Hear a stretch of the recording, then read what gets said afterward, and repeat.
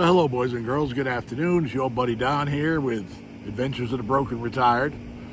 Had some plans of making you a nice video today, and that didn't work out. That's unfortunate, but they did say come back next week and we'll see about hooking you up. So that's what I'm hoping to be able to do. In the meantime, I wanted to find something else to do to, give you something to watch, give you something to talk about, give you something to think about. So I came over here. I'm in Prairieville at Jefferson Park. This is a pretty big place. Let me do this so you can see the background. I know cameras don't pick up background very well, but anyway, that's Jefferson Park behind me. And where I'm at right now is an entrance to a walk in the woods. Now, I've never been down this trail. I'm thinking this walk in the woods, ooh, there we go. I'm thinking this walk in the woods is probably going down to Bayou Man Shack. Bayou Man Shack is not far from here. So we're gonna take a little walk down this trail in the woods and see what happens. Now, I'm no Joe hiker, okay? But I guess today I'm gonna be because the other place fell through for today. That's disappointing. I was looking forward to a surprise video. Anyhow, sit tight. We're gonna go for a little walk.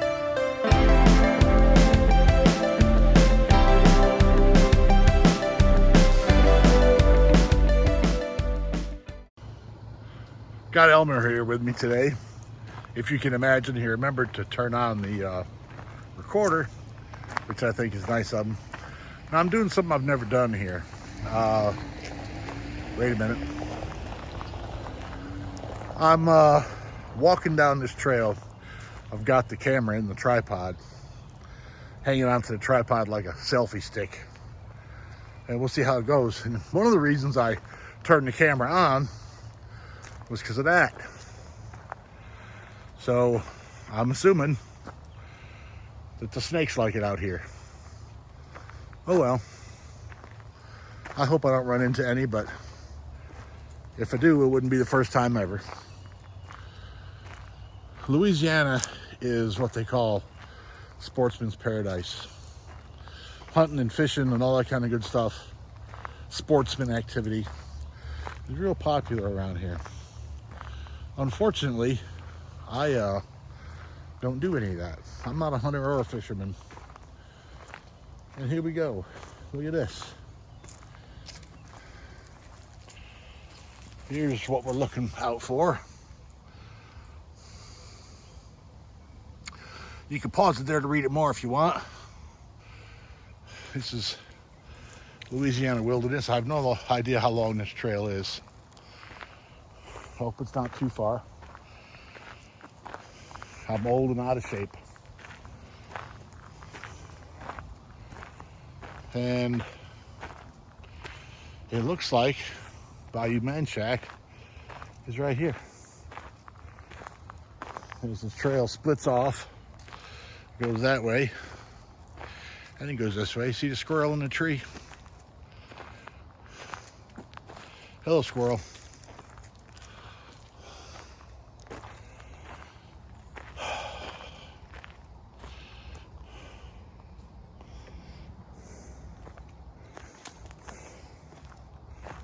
Well, that's not Bayou Man Shack. Bayou Man Shack is much bigger than that. But let's see what we got here.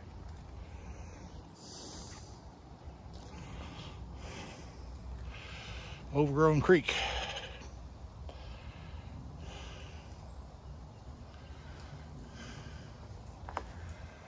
I was assuming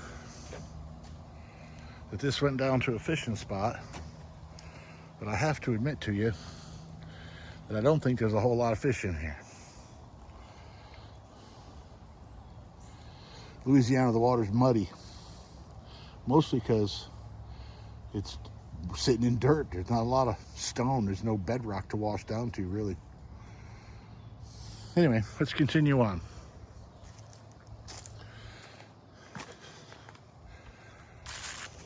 Look at this.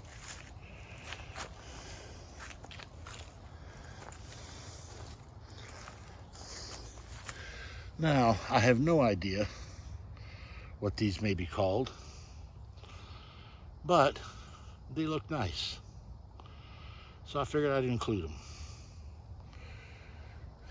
That right there is very well the home to a few million insects. It's amazing how nature all works together to make use of itself.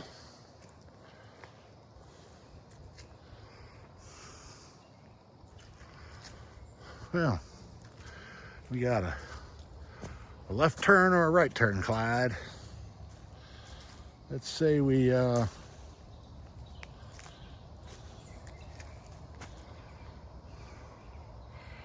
say we go this way. Why not?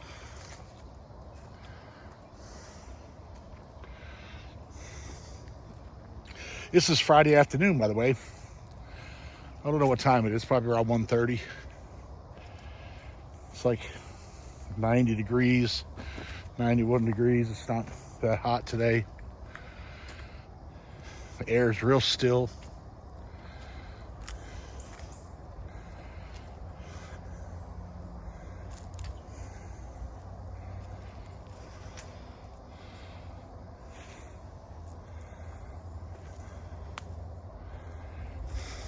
Another bridge here.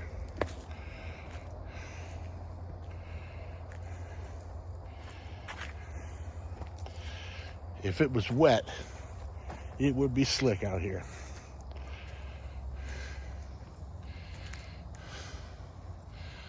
One trail goes off that way. And kind of a narrow bridge, huh? A sign. Trail closed when flooded. I guess so. All right. Got the camera facing off to my left, up the trail. I figured that you'd rather see more of the scenery, if you want to call it scenery. Rather see more of the scenery than my mug. But I got in here a little bit because it's my camera. Anyway, Louisiana's what's called sportsman's paradise. There's outdoor sports here. Outdoor, I guess you call them outdoor sports. You know, hunting and fishing and all that kind of good stuff is a big deal. There's a lot of people who spend a lot of money on deer leases and who buy property to go deer hunting. They spend a lot of money on four-wheelers and side-by-sides and pickup trucks and campers and all that stuff to be able to go hunting. Amy has a brother-in-law who's got a nice little camp. I don't consider him to be one of the over-the-hill ones. He's got himself a nice little camp that he built out in Mississippi. Got a fishing pond on his property, and he goes out there and does whatever he does. He's retired. He comes and goes as he feels like it. I don't think there's any power out there. I'm not sure if they have power out there. Not a lot of camps don't have power. But there is quite a bit of that kind of activity to do here. I don't, like I said, I don't do that. I've never been into killing things. I just, if I go hunting or fishing, I'm going at the supermarket, right? I don't have to hunt it down and shoot at it and take it home and clean it, and I don't have to look through my scope and watch something die, right? Now, I'm not knocking anybody who does it. That's up to you. You do what you want to do. It's as long as it's within the limits of the law, I got no problem with it at all. Go for it. Most of the stuff, now some of the fish that I've had from other people have been phenomenally good. Around here, some people call them bluegills or sunfish. Around here they call them sockeye, which I have no idea what that translates to. But anyway, they call them sockeye. And boy, you get somebody who goes out and goes sockeye fishing and then cleans up a bunch of sockeye fillets and fries them. Man, they're just fantastic. And actually, I like the fish so much that I actually would go fishing. I would like to go fishing. Fishing is not, to me, the same as as looking through the sight, at a full-grown animal. But I don't know what I'm catching. So my luck, last time I went fishing, as a matter of fact, caught a bunch of mudcats. Didn't know they were mudcats until I was home cleaning them. And one of my buddies showed up and he said, "Man, you're not going to eat that, are you?" And I said, "Well, yeah." He says, "Oh, man, you can't eat those. Those are mudcats. They'll make you sick." Well, I didn't know that. I'm glad I didn't eat them.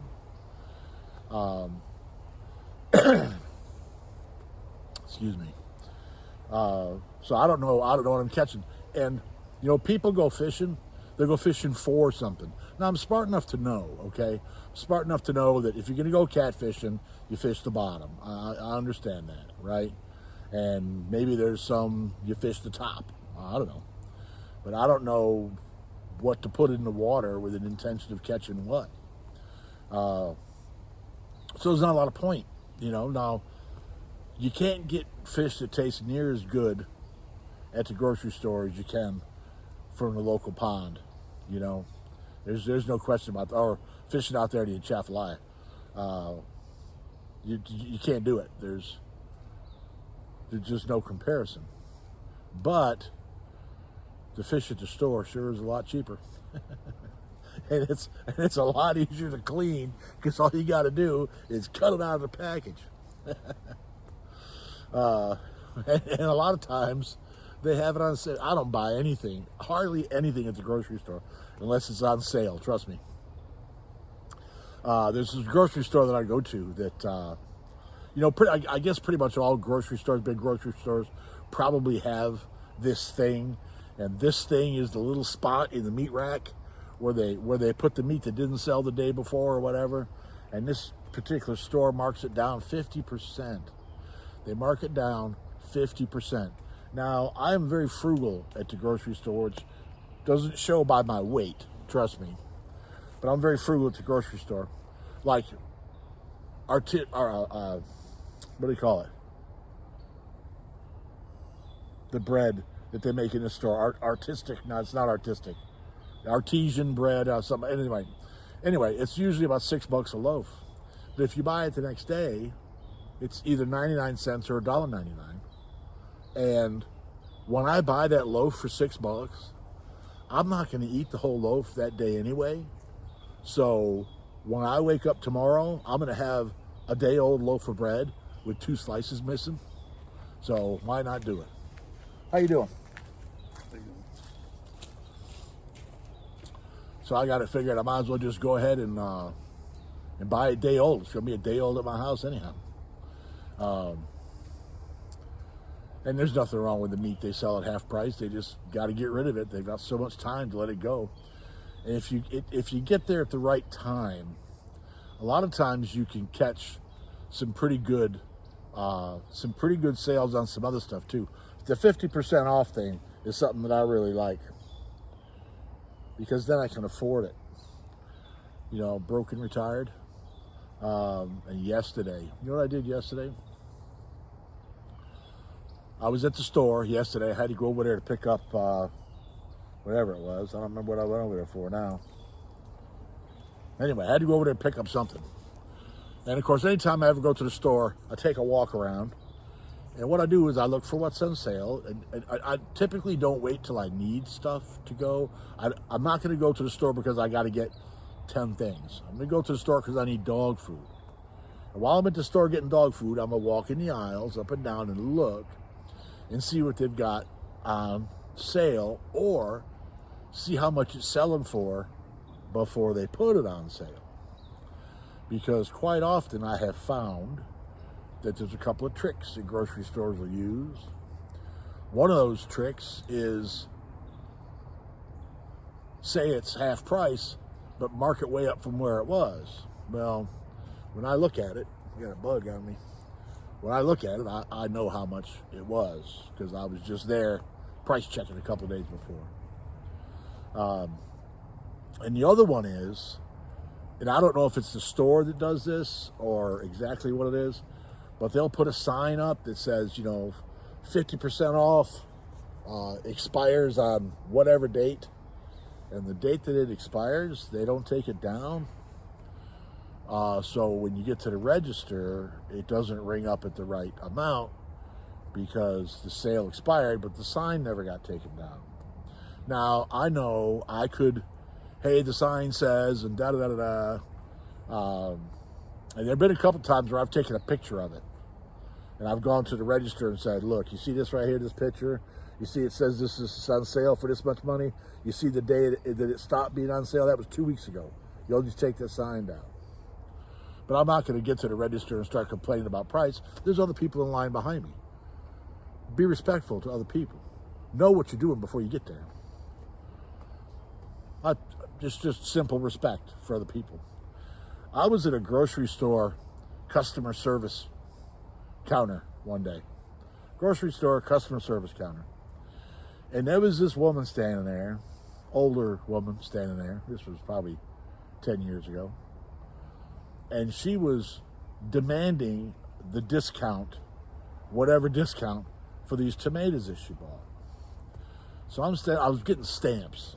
So I had to go to the customer service desk.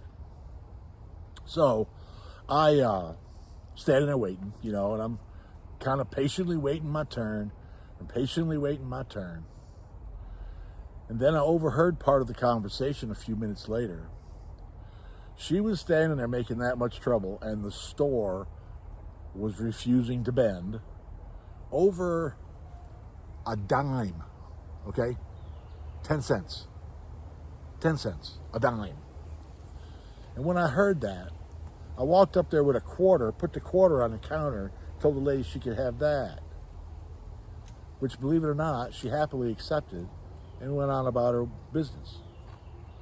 She was up there for 10 cents. The grocery store, if they'd had any sense at all, when you have a business, and I've said this before, when you have a business and you have a situation come up where you have a conversation with a customer where they're not happy about something, you have a choice, okay?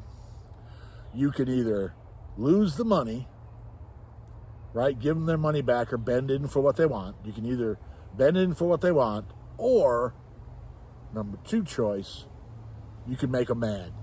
If you decide you ain't going to bend their way, then they're going to get mad, madder than what they already are, okay?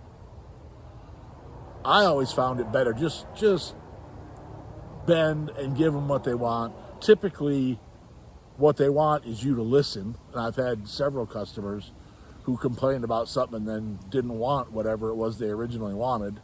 They just wanted an ear to hear their whatever, their concerns. They wanted to be treated with respect, which is not a problem. But what you don't want to do in business is you don't want to bend to their desires, bend to their requests, and lose money.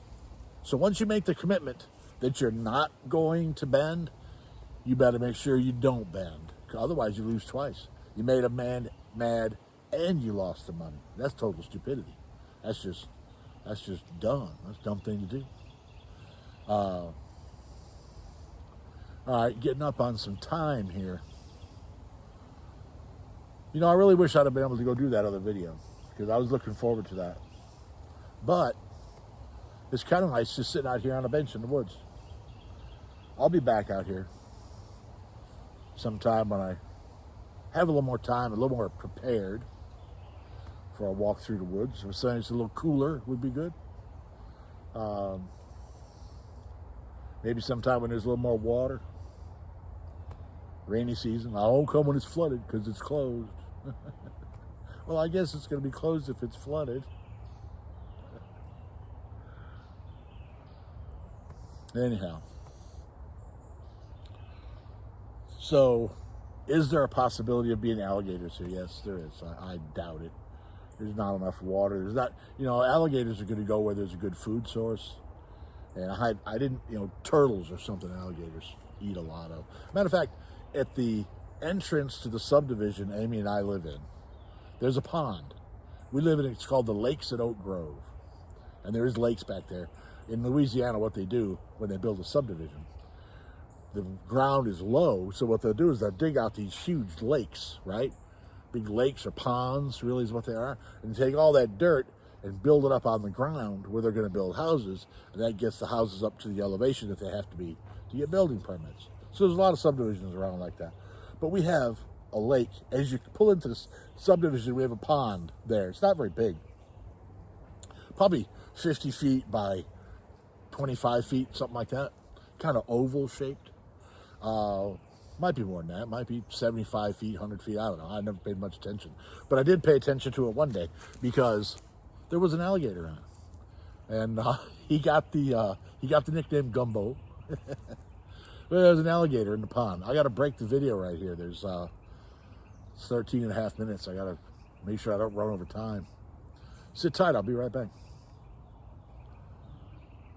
Come on, Elmer. All right, I'm back. I'm going to tell you something. Over the last couple of years, I'm assuming it's because after I turned 65, my telephone rings, no exaggeration, 15 to 20 times a day with spam calls. You can't block the number because they call from different numbers all the time. I have no idea exactly how that works, but they call from different numbers all the time. And I get all these I get a continuous barrage of spam calls. How's it going there, guy?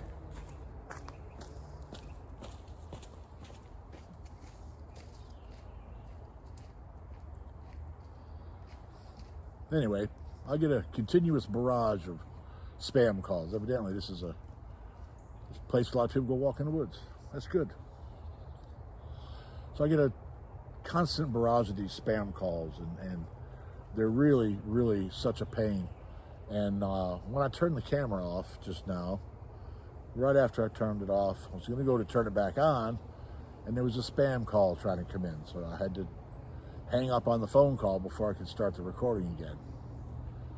I have no idea how we can do all the amazing things, how humans can do all the amazing things we can do. And if you think about it, there's some amazing things that people can do. There's some amazing inventions. We have telephones now that have more computing power than were in the original Apollo space capsules that went to the moon. You can now hold that. As a matter of fact, I'm looking at one of them right now. I'm recording with my phone. And we can't stop spam calls? I don't get that. I don't understand why that can't be fixed. But not for me to concern myself with. I just hang up on them until they aggravate me so much that I start answering them. And I try not to take it out on the people who are answering the phone because I understand that's just people making a living. But I may have from time to time encourage them to find a new job. So, anyway, I had a decision to make recently. You know, I closed my business. I just can't do it anymore. To be honest with you, I'm too old. And I've been having a lot of back trouble, a lot of trouble with my legs. Since I haven't been working as much, I'm still working on the floors in Molly's house. But since I've backed off quite a bit, I physically feel a lot better, which I'm very happy about, to be honest with you. But the truck is going to have to go. It's registered to the company, so it has to carry commercial insurance. And commercial insurance is somewhere between, the cost of commercial insurance is somewhere between sky high and you've got to be kidding me, right?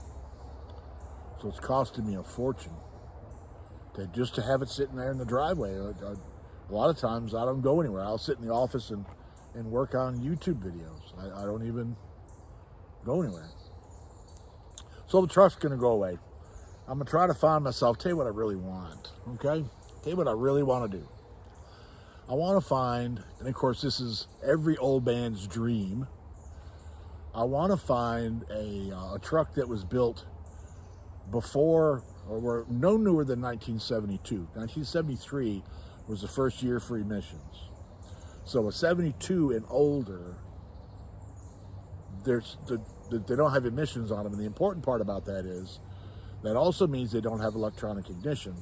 And it also means that they're fixable. You can actually fix them. You can work on them yourself and fix them. Now, I was a car mechanic for a long time. I was a motorcycle mechanic for longer than that. I've owned several old trucks that I've done tons of work to get them running. One of them I lost the motor in it and had to replace it. It had a 400 V8 small block, big block. Was it a big block? I think it was a 400 small block Chrysler, whichever it is. Anyway, so what I'm hoping I come across, hoping to find for a replacement truck is 1972 or before, and long wheelbase, short wheelbase, I really don't care. Regular size cab, I would prefer. V8 standard shift with factory air. Now, around here, the factory air is not that tall of an order, because for a long time now, I don't even know if you can buy a car in Louisiana that doesn't have air conditioning now. It's probably been that way for quite a while. I remember one time back in the 80s, I was working at a Dodge Datsun. That shows you how long ago it was. I was working at a Dodge Datsun dealership in Lafayette, and I saw a Nissan. It was when Nissan first came out with the 300Z. They first changed from Datsun to Nissan, and they came out with the 300Z. I saw one of those that didn't have air conditioning. The car was from Canada. I guess they didn't need air conditioning in Canada. Although air conditioning is very important, not just to cool off the inside of the car, but air conditioning is a great super duty dehumidifier. That's why it draws water. That's why it leaks water out of the ground when you run your car. It's a great dehumidifier. So when the windows are fogged up, hang on. So when your windows are fogged up, it dries them out pretty quick, because you put it on defrost, the air conditioner comes on too, dries out your windows real quick. So I want to find one that's got factory air. Now, finding one that's got factory air that works, it's probably I think that's a bit of an unreasonable expectation. I'm going to have to fix it, which means I've got to find out if what the Freon switchovers are. If Freon that's legal now can be put in a system of what they were using then, and what's going to have to be different. I'll probably research that before I buy something, because I would hate to find out, hey, I got this truck and it's really great, it's just everything I want, I got to replace the AC condenser, so I go ahead and replace it, and then find out that there's no Freon you can put it in it anymore. That would be pretty much of a bummer. The sun's got me in the face. That would be a bummer. So I hope that I'll check into that and see first. All right, well, I'm just kind of sitting here rambling on, talking. Let's move a little further down the trail. What do you say? Let me get the tripod folded up. Come on, Elmer. Let's head down this way, see where this goes. See if there's anything interesting we can run into. I find nature absolutely incredible. It's amazing how it will, let me hold the camera in the right place here so you can see. It's amazing how nature will just take everything over. I find it pretty interesting. That ravine that we were looking at a while ago got pretty serious over here on the left, but it's too nasty to try to get back there. Now, I'm really hoping this trail's not 12 miles long, because that would be a bummer. It looks like those guys that were walking probably started at the parking lot and they're going to end up back there. But I don't know. There's no telling. Never been here. And there's a map up there. it shows your way around, but I didn't look at it. That would have taken common sense. Now, I'm not really prepared to walk in the woods, but let's walk in the woods.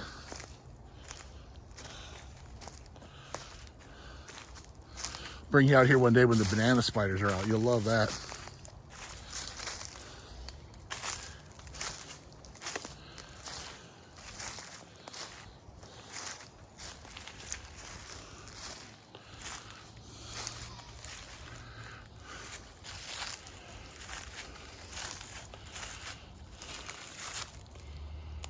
Bunch of trees down. Just a little muddy creek now. Anyway, get back to the trail.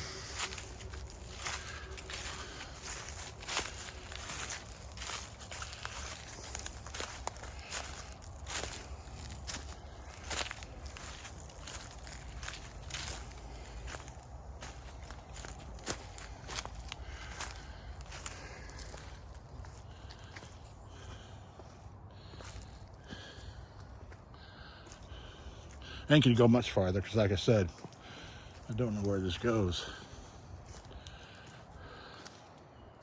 Look at the magic leaf flying in the air.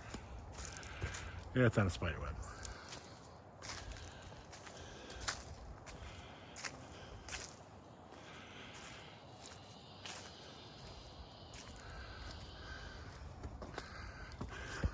Oh, almost lost it.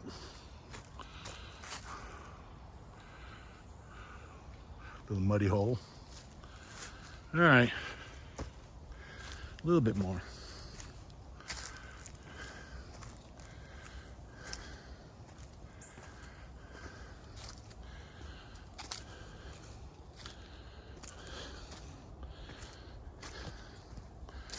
Never been here, so don't know what to expect.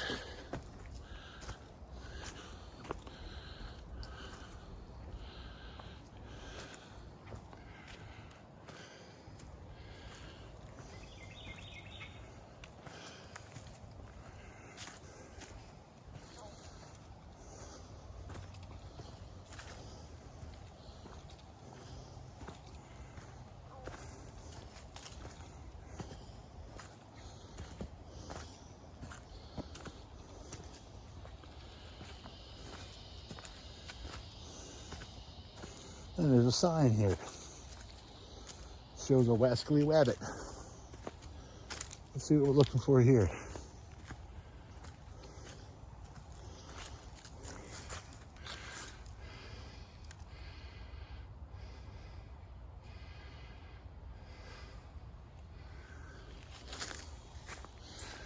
All right, boys and girls.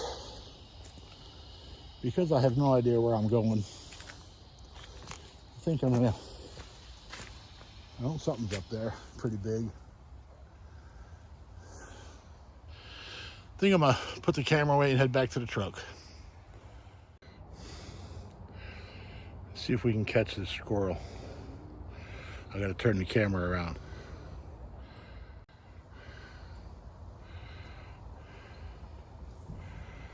I bet we missed him. Yep. Oh well, there were two of them. They were black squirrels. Thought that'd be interesting.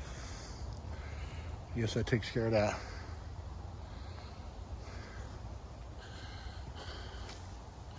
Sure hope I remember which way I'm supposed to turn at all these intersections.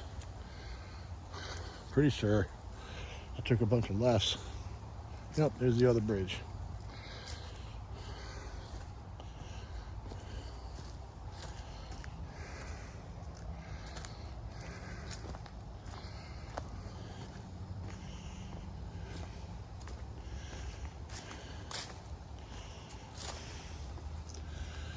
Now, something I find really incredible about a little spot like this, and that is that as I'm sitting here looking, I don't see anything alive, interesting to look at. But the truth of it is, there's a lot of life down in there. Some of it very, very small. But there's a lot of life down in there. Each in their own world. And their entire world may be no more than a 6-foot circle, who knows? Everything out here just does on its own. It just lives like it lives. Getting insects all over me. Everything just lives like it lives.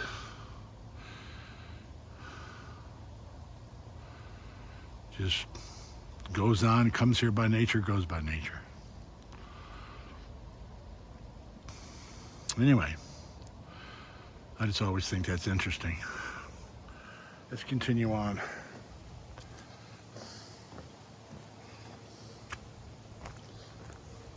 Trying to hold the camera still for you, but I may not be doing the best job.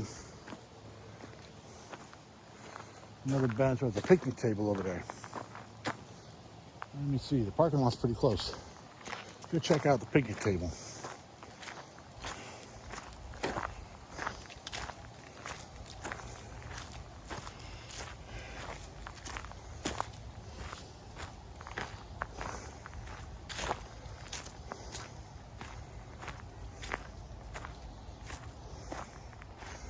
And of course, someone has chosen to leave their trash here. How thoughtful.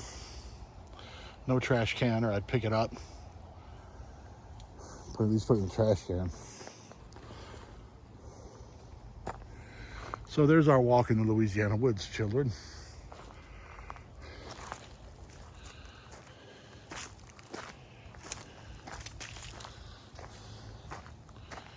I always find it interesting to walk in the woods. I spent a lot of years on dirt bikes, riding in the woods, a lot of years, in a lot of different places. In fact, a lot of places that were only open for people to go ride there when the event was going on.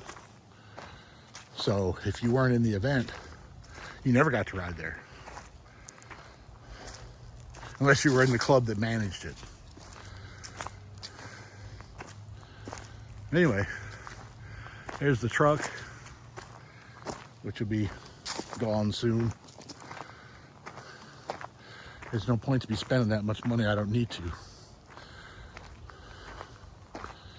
All right, see you back in a minute. All right, boys and girls, there's our little field trip for today, I guess we could call it. I'm back in the truck. I got the AC on make ice. I will say one thing about this truck. You can probably hear, hang on. Turn that down a little bit, get rid of some of the noise. One thing I will say about this truck, it has the best air conditioner of any vehicle I have ever owned by far. Even the last time I took it down to get it inspected, which was beginning of last month. When I took it down to get it inspected, the lady that was checking cars asked me if she could just sit in it for a little while with the AC running. And I told her, you certainly can, sweetheart. You sit there as long as you want. All right, well, thank you very much for being here. I really do appreciate it.